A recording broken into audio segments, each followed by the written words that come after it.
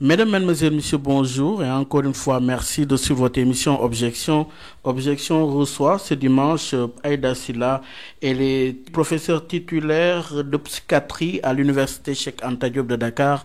Professeur Silla, bonjour. C'est un plaisir de vous accueillir à l'émission Objection. Merci d'avoir accepté notre invitation. Bonjour, Monsieur Gay. Tout le plaisir est pour moi.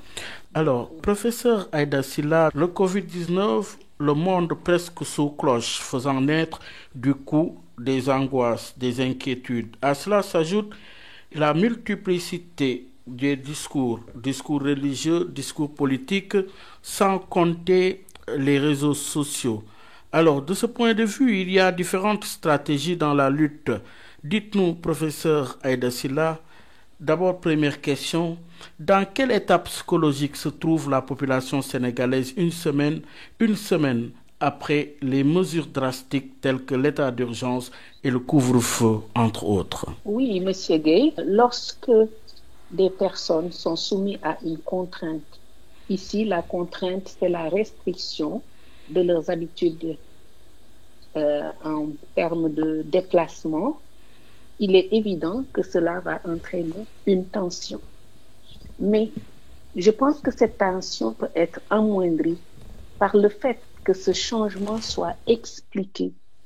Il est question de sauver des vies, de sauver nos vies. Et je pense qu'une fois ce discours intégré, le corollaire sera que les personnes comprennent la nécessité de ce changement et qu'ils puissent l'observer. Donc, pour répondre à cette question, oui, il y a tension, mais lorsqu'on voit les causes de ces mesures, cela devrait pouvoir amoindrir cette tension. Alors, dites-nous, en parlant de ces mesures qui sont prises, si nous retenons l'état d'urgence avec le couvre-feu, des mesures qui entraînent du coup des restrictions, est-ce que ce fait n'est pas anxiogène? Alors, il faut savoir que nous sommes en face d'un problème sanitaire et d'un problème sanitaire de grande envergure et qui est aussi quelque part nouveau. Il s'agit d'un virus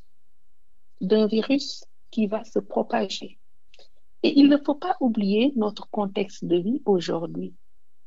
Nous avons eu des infrastructures qui permettent de se déplacer très rapidement d'un point à l'autre du pays. Ces derniers temps, il y a plusieurs voies de communication qui ont été inaugurées. Et cela fait que nous sommes en présence d'un virus qui va se propager à très grande vitesse. Et nous avons vu à l'étranger tous les dégâts qu'il y a eu. Donc, il est plus que nécessaire que toutes les forces soient mises en commun pour le contrecarrer. Il s'agit d'un problème médical à la base, mais nous avons besoin de toutes les voies autorisées pour le contrecarrer. Les médecins ont la connaissance, ont les moyens thérapeutiques, mais ils ne constituent pas la force physique. Ils n'ont pas l'orientation spirituelle des gens. Et à tous ces niveaux, il devra jouer. Maintenant, c'est comment coordonner toutes ces actions pour les rendre cohérentes et utiles pour en tirer le meilleur. Je pense que c'est la grande question aujourd'hui. Oui, vous dites c'est la grande question aujourd'hui en parlant de domaine médical, mais qui touche aussi systématiquement d'autres disciplines. Alors, comment, du point de vue de la psychologie, comment se manifeste cette angoisse et vers où cela peut-elle mener? Alors, il y a plusieurs types de réactions devant un changement inéluctable. Vous le savez mieux que moi, l'être humain n'aime pas changer. Tout le monde veut rester sur ses zones de confort alors qu'on sait qu'il n'y a pas une autre voie. Il faut changer nos manières de faire. Il faut changer notre manière de vivre et se dire que c'est pour un moment pour ne pas être contaminé. Et maintenant, pour résister à ce changement, on va se réfugier derrière d'autres instances économiques. Oui, nous allons mourir, nous n'aurons pas à manger. Spirituel, oui, il nous faut sortir, aller prier, et d'autres encore. Tout ceci pour dire Non, nous n'allons pas changer. Alors, comment apprécier ces réactions? Sont-elles normales? Jusqu'à un certain niveau, ou concernant un certain type de la population, cela peut être normal. Vous savez, dans les tranches d'âge, vous avez les adolescents qui systématiquement vont s'opposer à tout. Période de Covid ou pas, si vous avez un adolescent à la maison, vous ne dormez plus. Toutes les règles que vous posez, il faut qu'il s'oppose pour les tester. Et à partir de ce moment, il faut qu'il y ait un cadre pour les contenir.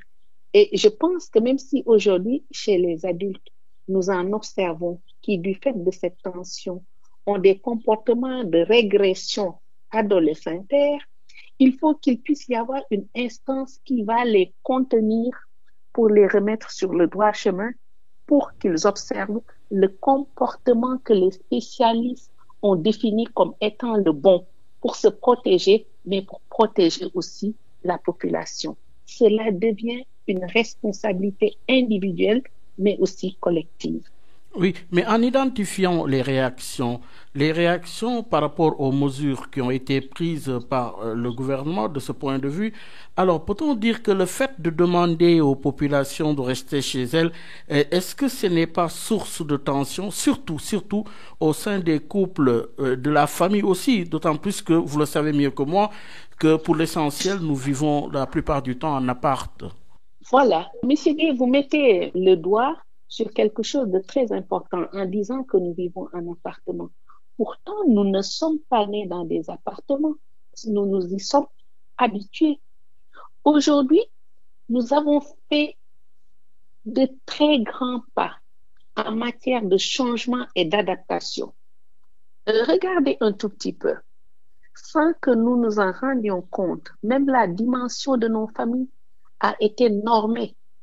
Aujourd'hui, celui qui vit dans un appartement de 2 pièces salon ne peut plus faire 11 enfants. Lorsqu'on veut se déplacer en voiture, prendre des vacances, manger à table, inconsciemment, on va réduire la taille de sa famille. Aujourd'hui, nous ne mangeons plus comme lorsque j'étais petite. Nous ne nous déplaçons plus pareil. On s'adapte. Pourquoi aujourd'hui, devant un danger de mort, certains veulent dire non, nous n'allons pas changer. Non, trouvez-nous sur nos zones de confort. Et quelque part, j'ai parlé tout à l'heure de contention. Il faut qu'une autorité régalienne contienne ces gens-là. Et lorsque je dis contention, vous allez voir, allez dans n'importe quel service médical, de réanimation ou autre, mais vous allez voir que des personnes, pour être soignées, sont protégées contre elles-mêmes. Il n'y a pas pour rien qu'il y a des barreaux sur certains lits d'hôpital. Parfois même, il y a des sangles pour immobiliser les gens. Dans mon domaine, qui est la psychiatrie, par exemple, il y a des lois spécifiques pour contraindre ceux qui se soustraient aux soins à se traiter pour leur intérêt, mais aussi pour l'intérêt de la collectivité.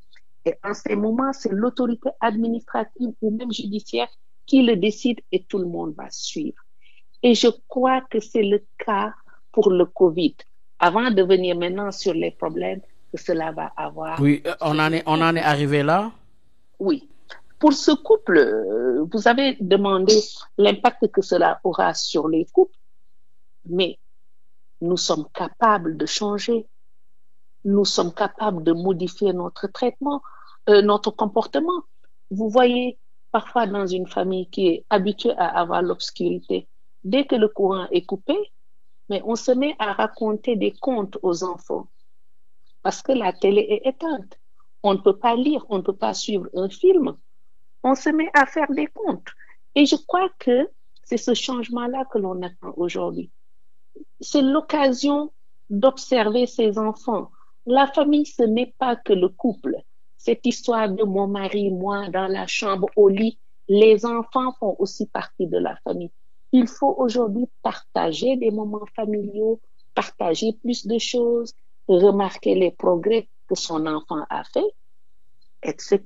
Et je crois que ce sera autant de choses positives pour la famille et ce sera en quelque sorte voir le verre à moitié plein au lieu de le voir à moitié vide et en même temps contribuer à l'effort collectif de combat contre ce coronavirus. celui qui restera chez lui sera aussi héroïque que le médecin en première ligne qui se battra pour la survie des patients. Le fait de rester confiné, de ne pas propager le virus, c'est un grand acte de bravoure à encourager. À encourager comment? Mais à encourager en suscitant ce changement chez les gens qui consistera, malgré toutes les difficultés évoquées ça et là, à pouvoir rester chez eux et ne pas propager le virus au dehors. Alors, nous en sommes arrivés justement à cet homme angoissé face à la propagation du Covid-19. Alors, dites-nous, en tant que spécialiste, vous avez parlé de la manifestation des symptômes, vous avez parlé aussi des problèmes que cela peut engendrer. Nous évoquons ici la multiplicité des discours. Oui, face à une telle problématique, vous assistez à la multiplicité des discours sur le plan médical, des discours religieux, sans compter les réseaux sociaux. Ces différentes stratégies en termes de combat, de votre point de vue, ne sont-elles pas source de déstabilisation, de stigmatisation même? Cela peut ne pas être une cacophonie.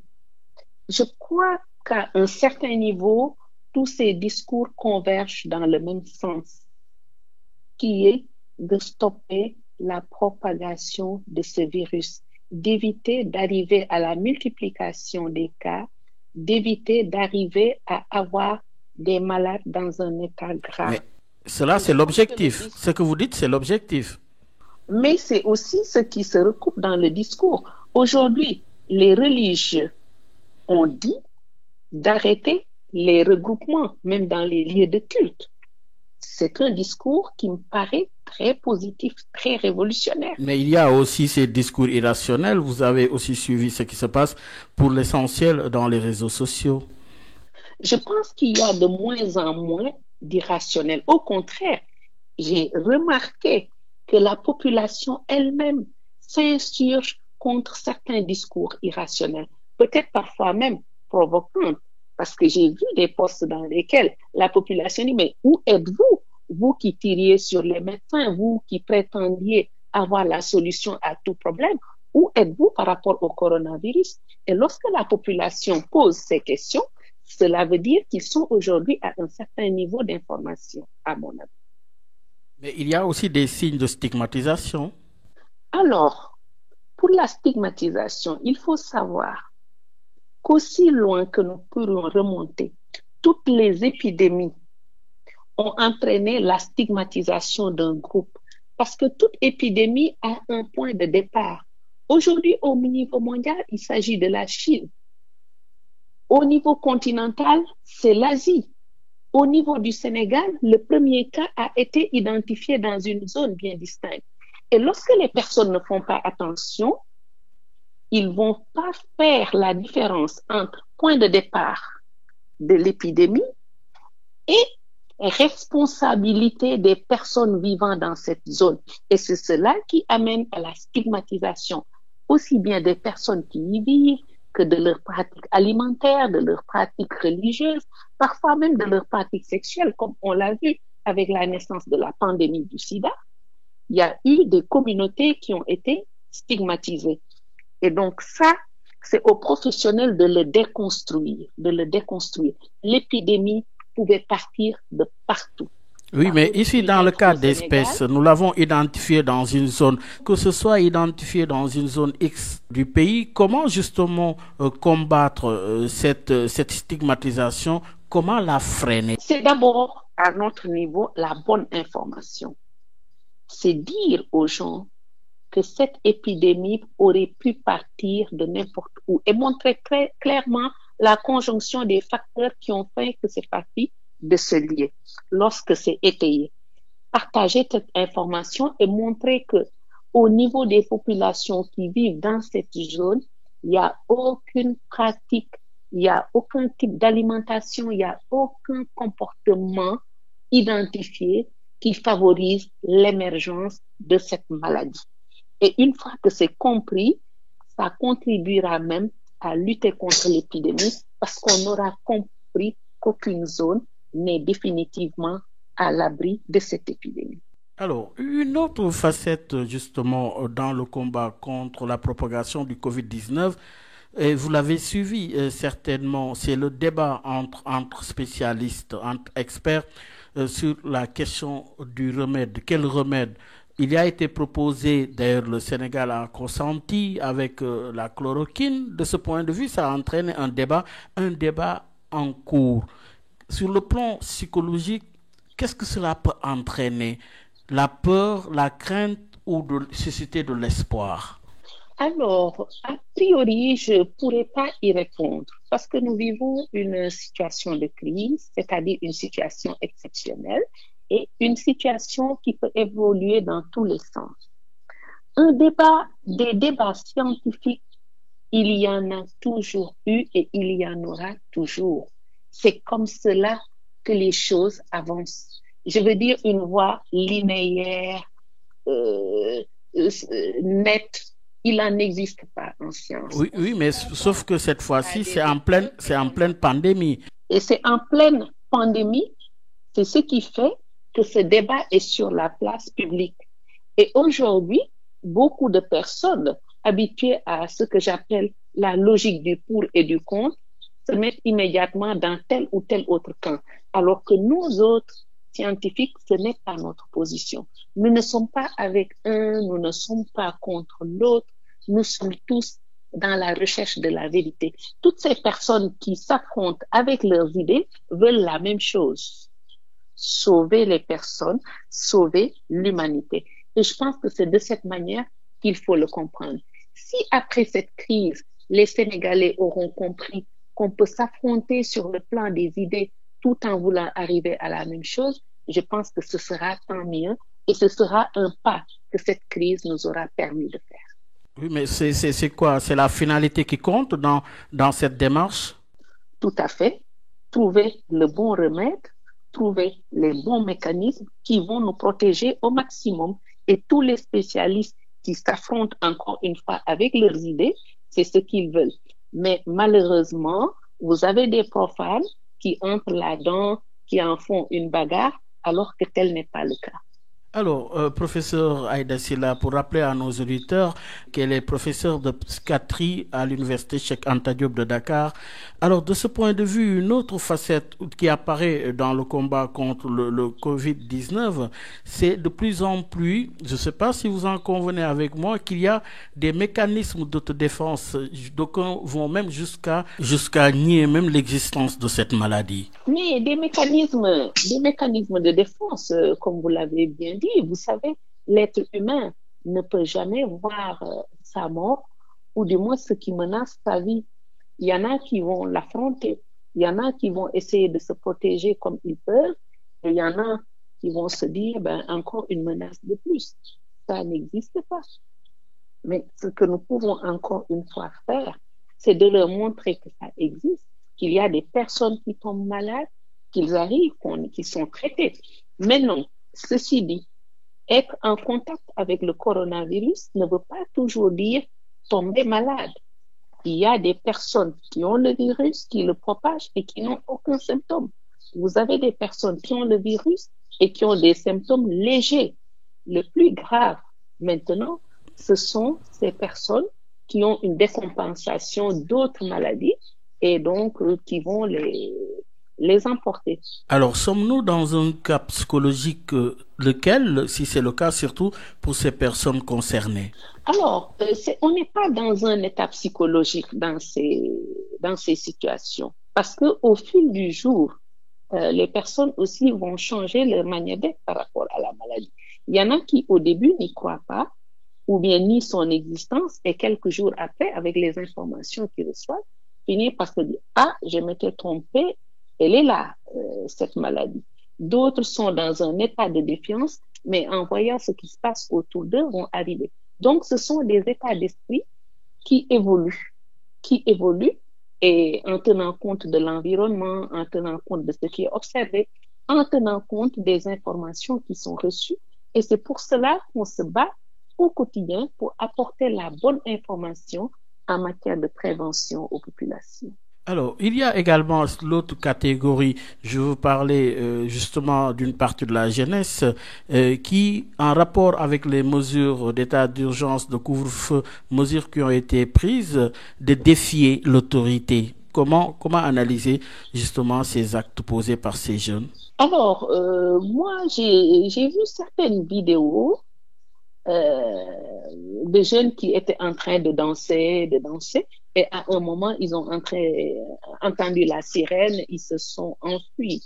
Alors, pour moi, c'est des comportements d'enfants qui s'amusent, qui essaient de défier l'autorité comme ça. Et j'ai vu certains policiers les poursuivre, les taper, d'autres faire semblant de les taper, etc. Mais je pense, j'espère et je crois que ce sont des choses qui ne se répéteront plus parce qu'il y a eu une communication là-dessus. Nous continuons à en parler et je pense que ces jeunes, tout jeunes qu'ils soient, comprendront que c'est pas un état d'urgence simplement pour les priver de liberté, c'est tout. Non, c'est pour les protéger, protéger leur famille, protéger leur pays. Et ils ont un rôle actif à jouer là-dedans. Alors, nous en venons à la prise en charge face à des personnes justement angoissées. Vous êtes certainement en contact avec ces personnes et que l'angoisse génère, vous le savez, certains comportements. Comment, dans un tel contexte, prendre en charge ces troubles psychologiques? Alors, déjà, dans ce contexte, vous avez plein de gens qui ont la conviction d'être atteints. Hmm? Quelqu'un qui entre chez lui, qui éternue ou qui tousse ou qui a un tout petit peu mal, vous appelle, mais moi, qu'est-ce qui se passe? Qu'est-ce que j'ai? J'ai la voix enrouée. Hier, je le disais sur une émission de radio, le rush des derniers jours, par exemple, vous avez beaucoup de personnes qui ont changé leur produit de ménage habituel parce qu'ils n'en trouvaient pas. Ils ont changé tel produit ou tel autre et ils ont fait une réaction, ils éternuent, c'est le corona, alors que c'était loin d'être le corona. Donc, à chaque fois, il faut prendre au sérieux ces peurs, les écouter et bien les rassurer. C'est-à-dire, si on pense que ce n'est pas cela, les rassurer, mais si on a un doute, les orienter vers les structures habilitées à accompagner pour faire ce qu'il faut. Au regard de votre expérience, est-ce que les hommes sont plus angoissés ou est-ce que c'est le contraire? Bon, je pense que tout le monde est sujet à de l'angoisse. Aujourd'hui, je n'ai aucun critère pour dire que les femmes sont plus angoissées que les hommes ou vice-versa. Par contre, ce que je peux dire dans ma société sénégalaise que je connais en tant que psychiatre, je sais que les femmes ont beaucoup plus d'exutoire par rapport à l'angoisse. Les femmes communiquent beaucoup entre elles, elles s'organisent, elles essaient de se soutenir mutuellement, ce qui est moins vu chez les hommes. Par exemple, vous allez partout, les femmes ont tendance à se regrouper au niveau d'associations, au niveau de groupes, que ça soit sur Facebook, que ça soit sur WhatsApp, etc. Et c'est l'occasion de parler de leurs problèmes, d'échanger. Et c'est parfois des groupes qui sont très enrichissants et très contenants par rapport à l'angoisse qu'elles peuvent avoir. Bon, tout le temps, je le dis, j'encourage les hommes aussi à avoir des exutoires, des lieux où ils pourront déposer leur angoisse et se faire soutenir. Alors, justement, en restant dans ce tableau psychologique qui touche les acteurs, nous en venons au corps médical, qui a aussi des craintes, car depuis l'annonce, il a été dit que dans certains pays, des médecins sont même décédés ou hospitalisés des suites du Covid-19. Comment, à ce niveau, gérer cette situation? Il faut dire que les médecins, en général, il y a des choses qu'ils aiment moins.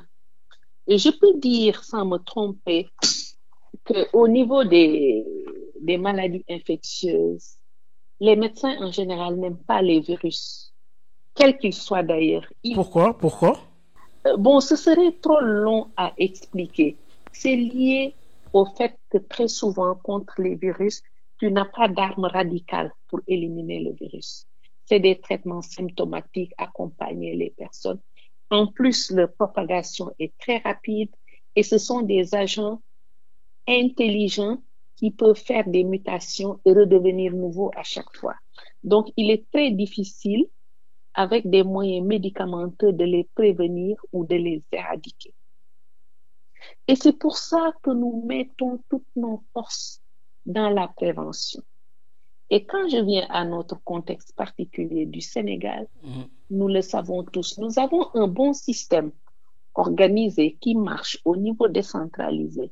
Mais nous avons un point faible en ce qui concerne des infrastructures hautement équipées pour faire face à certains types de pathologies. Et ça fait que beaucoup de médecins aujourd'hui vont te dire, je crains moins le COVID-19 que la réponse que nous lui apporterons lorsque les cas seront nombreux et graves. Et c'est pour ça que vous avez l'impression que les médecins sont tendus, parce que tout le monde a remis sa blouse aujourd'hui pour faire de sorte que cette maladie ne se propage pas au Sénégal. C'est aujourd'hui notre bataille, c'est aujourd'hui notre défi à nous tous les. Il ne faut pas que ce virus se propage au Sénégal. Mais professeur Aïda Sylla, est-ce que le Sénégal dispose de moyens sur le plan psychologique pour justement freiner cette propagation? Oui, c'est pour ça qu'aujourd'hui, tous les psychologues, psychiatres se déploient pour contrecarrer. Et même mieux, nous essayons d'impliquer les travailleurs sociaux, même le personnel paramédical, pour jouer ce rôle. Et même des relais au niveau de la population qui vont démultiplier la bonne information là où il faut pour que nous puissions faire barrière contre le Covid-19. Oui, mais tout au long de l'émission, vous avez beaucoup insisté sur l'information. Quel est justement ici le rôle de l'information dans ce combat? Le rôle de l'information est capital dans ce combat. C'est un rôle capital. Il faut que les populations comprennent de quoi il s'agit. De quoi il s'agit? Il s'agit d'un virus dangereux qui se propage dans la population à une très grande vitesse, qui colonise les voies respiratoires en passant par les mains. On va toucher des surfaces souillées avec nos mains, prendre le virus dans nos mains, le porter à notre système respiratoire et le porter à d'autres personnes. Donc, il est impératif de tout le temps se laver les mains parce que l'eau savonneuse détruit ce virus. D'éviter de se toucher le visage et d'éviter d'aller vers d'autres personnes. Parce qu'en allant vers d'autres personnes, lorsque nous ne lavons pas bien nos mains, nous leur posons ce virus. Lorsque nous le portons dans nos voies respiratoires, le fait de parler, d'éternuer ou de tousser va projeter ce virus chez ces personnes et les coloniser. Mais alors, pour les rendre malades ou les transformer à leur tour en disséminateurs. Mais alors, dites-nous, professeur Aïda Sylla, désormais, quelle piste doit-on privilégier dans le traitement d'une telle crise? Une approche psychologique, sociologique, anthropologique? Quelle piste privilégier? Une approche globale. Nous avons besoin de tout le monde dans ce combat. Tout le monde doit parler. Tout le monde doit utiliser les moyens qu'il détient pour informer, pour éduquer, pour sensibiliser, afin de stopper la propagation de ce virus. Les autorités religieuses sont en train de jouer leur partition. Les autorités administratives, la force publique, tout le monde est là-dedans avec cet objectif commun. Mais aussi, doivent-ils disposer d'un état psychologique qui correspond à la réalité du terrain? Aujourd'hui, pour les forces de l'ordre, comment doivent-ils se tenir par rapport aux objectifs qui leur sont assignés? Mais de faire respecter la loi sur la circulation qui est restreinte, de faire respecter la loi sur les distances qui sont prescrites. Parce que ce n'est plus la sensibilisation comme nous, le fait de parler à la radio, non, ils sont à un autre stade. Oui, mais justement, il y a cette problématique qui est... Cela, comment les contenir et les arrêter, c'est le rôle qu'ils vont jouer. Oui, mais justement, il y a cette problématique entre la répression et la dissuasion. Quelle option? Mais lorsque la dissuasion ne marche plus, moi, je suis très étonnée lorsque j'ai vu des policiers réprimer certains comportements, entendre la population se soulever pour dire que non, que c'était pas normal. Et bizarrement, c'est cette même population que j'ai entendue quelquefois s'émouvoir d'un crime au point de demander l'application de la peine de mort. Alors qu'aujourd'hui, ceux qui n'obéissent pas aux règles de confinement, mais menacent la vie à grande échelle de la population. Et le fait qu'on les contraigne à rester sur place, ne pas le disséminer, on va s'émouvoir des moyens utilisés pour le faire. Il faut se poser des questions à ce niveau-là. Que voulons-nous? Pour vous, l'heure est grave, comme le disait le chef de l'État. Oui, parfaitement, c'est quelque chose que je partage avec lui. L'heure est grave et il faut que nous y mettions toutes les forces dont nous disposons. Mais est-ce que ces mesures, du moins, s'adaptent à notre environnement immédiat? Je pense qu'aujourd'hui, on n'en est plus à ce niveau de se demander les mesures vont s'adapter à notre manière de vivre, mais plutôt nos manières de vivre qui devront s'adapter à ces mesures-là. Comme j'ai l'habitude de le dire, il y a un moment pour négocier en toute démocratie, essayer de convaincre. Mais il arrive un moment critique où ceux qui savent devront obliger les autres à marcher au pas. Et ça, je pense que chaque section, en ce qui le concerne, a ses moyens propres pour faire respecter la loi. Oui, on a beaucoup parlé de responsabilité collective, mais qu'en est-il de la responsabilité individuelle? Alors, une telle situation requiert beaucoup plus la responsabilité individuelle que collective ou les deux à la fois? Ben, les deux sont liés. Les deux sont fortement liés. Il y a des individus, mais il n'y a plus d'individus. Parce qu'un individu peut mettre en danger la collectivité et vice-versa. Donc, comme on le dit parfois, nous survivrons tous ou nous périrons tous. C'est ça la règle. Et tout le monde doit respecter l'hygiène et la discipline. Oui, alors, il a été aussi question tout au long de l'émission et depuis justement l'apparition du premier cas le 2 mars dernier, des informations sur l'hygiène, la solidarité. Est-ce que pour vous, c'est assez suffisant pour permettre aux citoyens de changer dans le bon sens? Ce sera efficace. Ce sera efficace. Changer dans le bon sens globalement, nous le saurons après. Mais changer pour contrecarrer le virus. Vous voyez certainement que je vous ennuie beaucoup dans cette émission parce que je reviens toujours à la même chose, qui est de stopper la propagation de ce virus à l'intérieur du pays. Et je pense que nous ne faisons pas suffisamment focus là-dessus.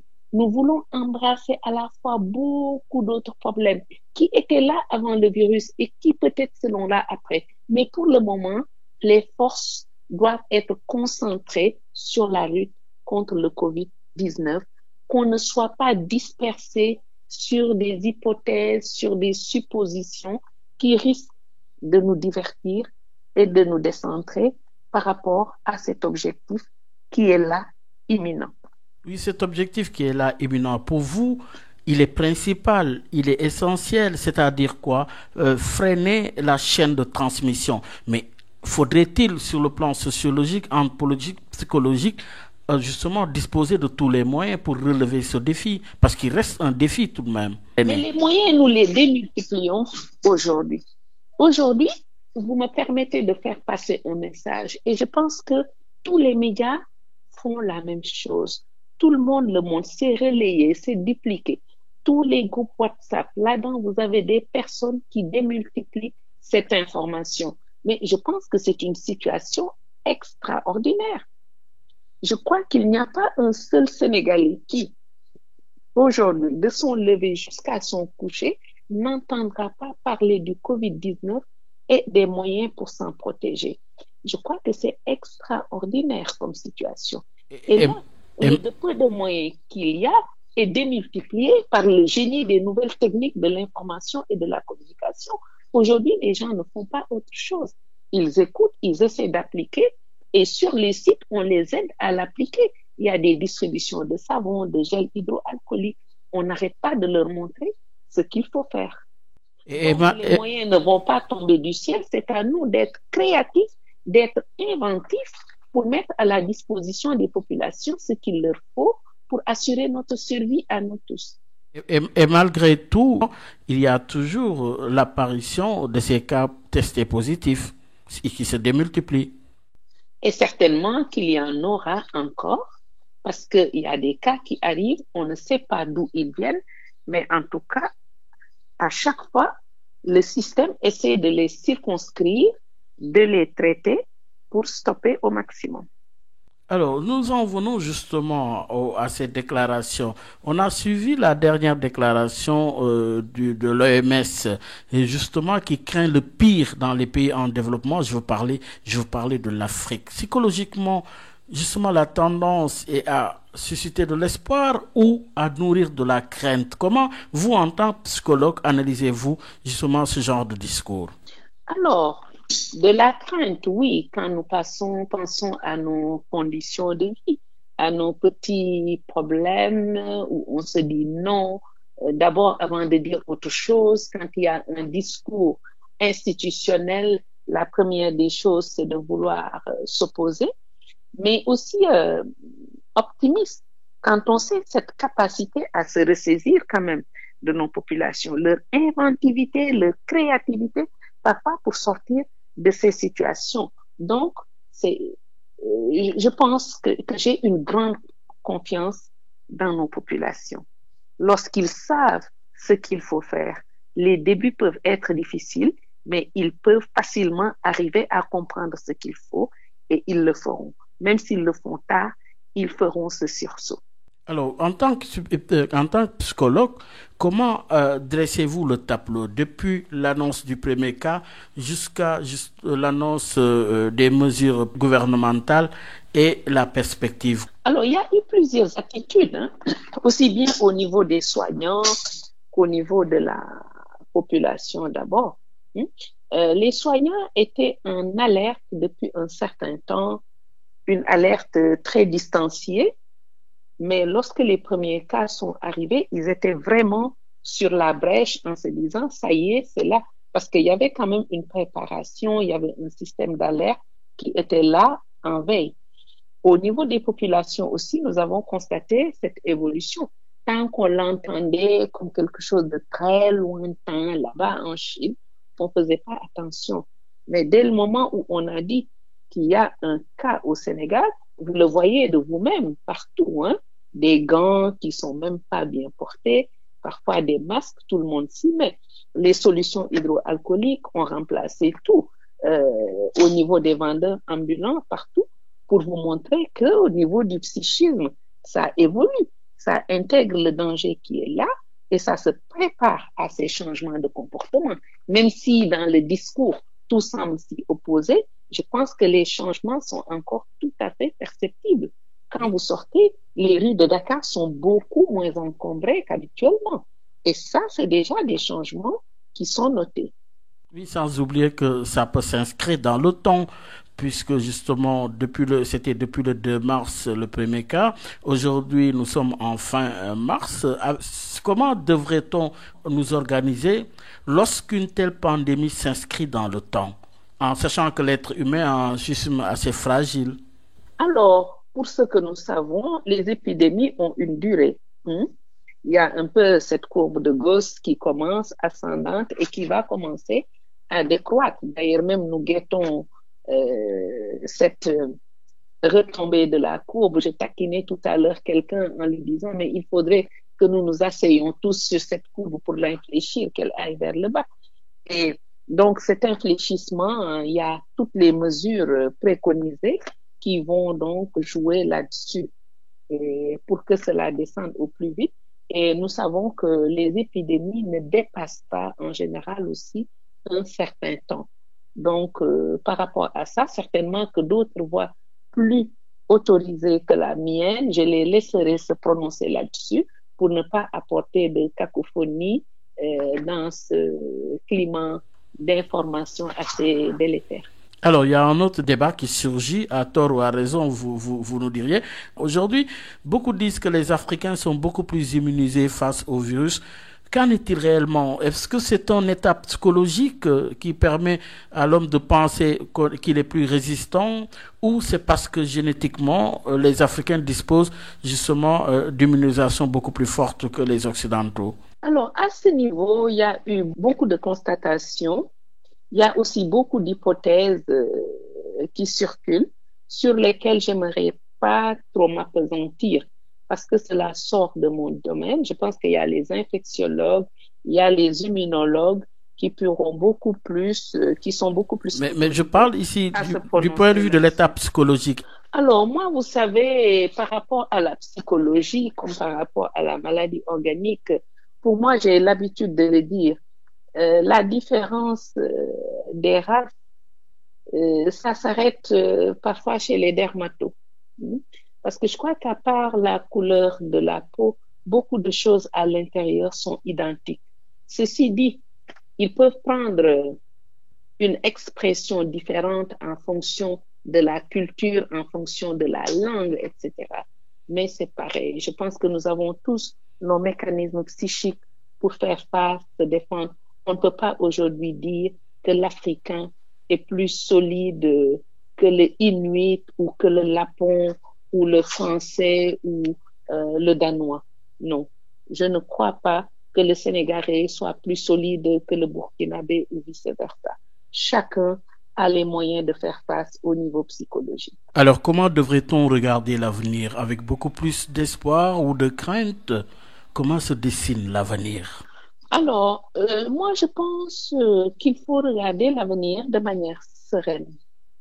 C'est une situation de crise et l'aspect plaisant de toutes les crises, c'est qu'elles donnent lieu à de nouveaux départs, tout le temps. Parce que la crise est toujours le moment de mobiliser toutes les ressources possibles. Les gens vont se dépasser lors d'une crise, faire extrêmement de choses en très peu de temps, trouver des solutions à beaucoup de problèmes et la crise a toujours l'habitude de s'ouvrir sur des lendemains meilleurs. En psy, c'est ce que nous disons. Lorsqu'un système est déstabilisé, ça évolue toujours après pour le mieux, pour ceux qui y survivent. Une dernière question. L'homme est au début et à la fin, mais justement, dans le cadre d'une pandémie comme celle que nous vivons jusqu'à présent, comment appréhendez-vous cet homme aujourd'hui face à une pandémie de ce genre? Comment doit-il se tenir? Je veux parler de la société par rapport justement à la pandémie et quelle perspective pour cette même société? Je pense que cette pandémie viendra nous rappeler notre fragilité, pour ne pas dire notre place dans le système que constitue l'univers. Parce qu'on peut avoir parfois l'impression que l'homme avait tendance à avoir une position hégémonique, à être au-dessus de tout, à mener la danse, à être le maître de l'univers. Mais cette pandémie nous rappelle que nous y avons une place et que d'autres aussi y ont leur place. Regardez aujourd'hui le calme, le silence, la vacuité que vous observez au niveau des grandes places de ce monde où l'humain se déployait dans toute sa quantité et sa différence. Aujourd'hui, ce sont des places qui sont complètement vides et silencieuses parce qu'un tout petit micro-organisme l'a déterminé. Et donc, je pense que ça doit nous amener à beaucoup plus d'introspection, à beaucoup plus de réflexion sur nos attitudes par rapport à l'environnement. Parce que je pense que les recherches nous le montreront. Le déséquilibre de l'environnement aura été pour beaucoup dans cette pandémie.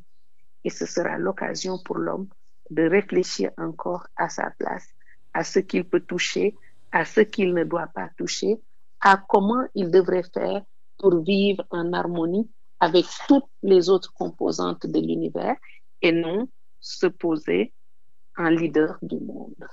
Merci pour cette belle leçon de vie, pour rappeler à nos auditeurs qu'elle a été notre invité, professeur Aïda Sylla, professeur titulaire de psychiatrie à l'Université Cheikh Anta Diop de Dakar.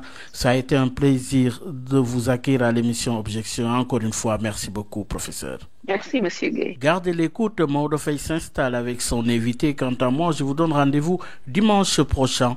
Au revoir.